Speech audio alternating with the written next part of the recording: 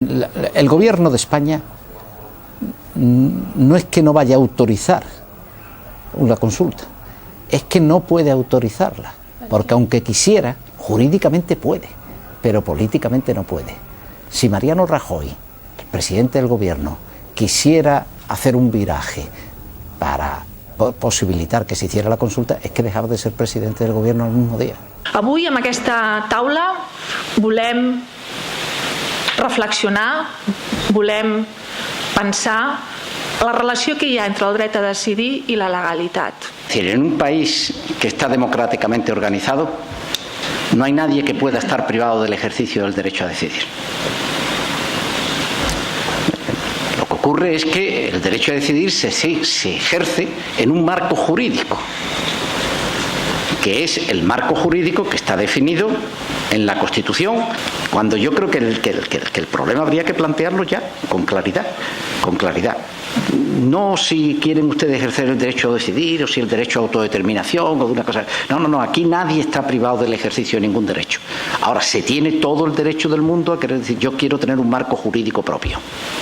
Yo quiero tener un marco jurídico propio, distinto y fijado por nosotros mismos y diferenciado. Eso sí se tiene perfectamente derecho, y si la voluntad de los ciudadanos de Cataluña es suficientemente consistente y prolongada en el tiempo, en algún momento esto se tendrá que plantear. Jo no admeto aquí un debat sobre legalitat espanyola o legalitat catalana. Crec que fins i tot la legalitat catalana et permet perfectament fer aquesta consulta. Sí que és cert que és forçar els termes, però novament, i després hi entraré molt sintèticament, si es vol, es pot fer. La importància és la política. Aquesta no és una qüestió jurídica, malgrat, i no vull boicotejar el títol d'aquest debat. El dret a decidir i legalitat es pot aconseguir si hi ha voluntat política. No és una qüestió jurídica, és una qüestió política. El dret a decidir no és un eufemisme per no dir les coses pel seu nom. El dret a decidir és el resultat, en la meva modesta opinió, d'un procés de juridificació en els últims 20 anys a nivell de dret internacional del dret de la secessió. No es pot, o que no s'ha d'aplicar de forma automàtica i mecànica l'ordre constitucional intern d'un estat, perquè hi ha un element fonamental apel·lant al principi democràtic, que és la voluntat expressada de forma, diguem, democràtica per la gent a les urnes. Catalunya i el País Basc van concórrer, van aprovar la Constitució, de vegades es diu es va donar tot per res. No és veritat. Allà constava negre sobre blanc que hi havia un Parlament i un reconeixement de les nacionalitats a l'article 2 que limitava la unitat d'Espanya i que, segons el propi Fraga Iribarne, en els documents de treball de la Constitució consta que ell mateix va dir anem amb compte perquè nacionalitat vol dir el mateix que nació i obre la porta a l'autodeterminació. I va perdre el senyor Fraga Iribarne i per tenir a Catalunya i el País Basc a dintre de la Constitució es va acceptar fer aquesta redacció de l'article 2. És a dir, la Constitució és asimètrica i reconeix a les nacionalitats limitant la unitat d'Espanya. Vostè ve a dir després que, escolti, que hi ha una avaria greu a la proposta constituent de l'Estat, ¿no? A ver, si el derecho, yo estoy convencido de que se tiene. Si el derecho, ¿cómo se le puede negar a un país, a un territorio y a la población de un territorio que diga que quiere ser independiente? Lo que pasa es que tiene que decirlo. Tiene que decirlo en esos términos. Perdón, bueno, vale. No, que tiene que decirlo en esos términos y con credibilidad hacia adentro lo primero. Y constituir una voluntad claramente. Y entonces con esa voluntad ir a plantearlo. ¿Cuál sería la pregunta en el referéndum? Quina seria? ¿Cuál sería la pregunta? Sí. ¿Qué se le preguntaría? La misma que Escòcia. La insistència... La misma que Escòcia. Quina pregunta faria? És que està resolt en els termes, per exemple, de la llei de la claredat del govern federal del Canadà. Què diu? És a dir, molt senzill, claredat vol dir sí o no. Pero esa es la pregunta. Esa es la pregunta. Aquí no se está debatiendo ni de derecho de decidir, ni de derecho a autodeterminación, ni nada. Aquí lo que se está planteando es el tema si la independencia, es decir, tener un marco jurídico propio distinto.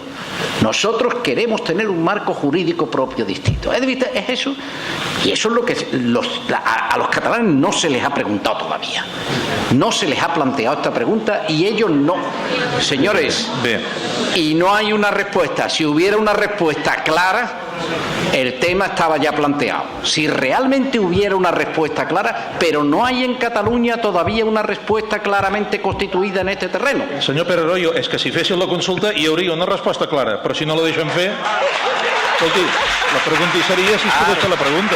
Claro, siempre hay salida para todo. Pero salida jurídicamente ordenada y previsible en este momento no la tenemos. Sí, home, no la tenemos. Sí, jo veig sortides per moltes bandes. Bueno, per moltes. Pues yo me alegro muchísimo. ¿Verdad? Yo me alegro. Sí, jo hi veig moltes sortides. A veure, jo crec que estem en un estat democràtic. Això d'entrada, això coincidim, estat democràtic. Estat democràtic. A dintre de la Unió Europea... Difícilment la Unió Europea ingerirà en la sobirania d'Espanya, però arribat al punt final del conflicte donarà una resposta política al conflicte si es manté l'obstaculització per part del govern espanyol de fer la consulta. Pensi que li he preguntat què creu que passarà. No que repetim el que ja hem dit abans. Què passarà, segons vostè? Doncs depèn del que fem, és que depèn del que fem, és que puc tornar-ho a repetir i jo com que no havia parlat en els últims torns de paraules, doncs volia apuntar aquí el que em semblava que havíem de fer, no què passarà. Què passarà depèn del que fem. És el que ens importa, escolti, el que ens importa és què passarà. Sí, molt bé, doncs depèn del que fem. Depèn del que fem. Senyor Ridao, i vostè què creu que farem? Per molt que insisteixi Josep, no hi ha ningú que tingui la bola de vidre aquí, per tant jo tampoc no la tinc. Senyora Feliu. Jo crec que passarà el que la gent vulgui que passi, en tot cas. O sigui, al final serà la gent la que manarà, la que mana. Jo crec que estem en un estat democràtic i es resoldrà com la majoria de la gent, la gran massa de la gent, vulgui resoldre. Senyor Pere Royo. Si hay una mayoría social en Cataluña que es capaz de articularse políticamente de manera consistente y coherente, habrá consulta. Pero tiene que haberla y tiene que articularse. Y eso es lo que vamos a ver.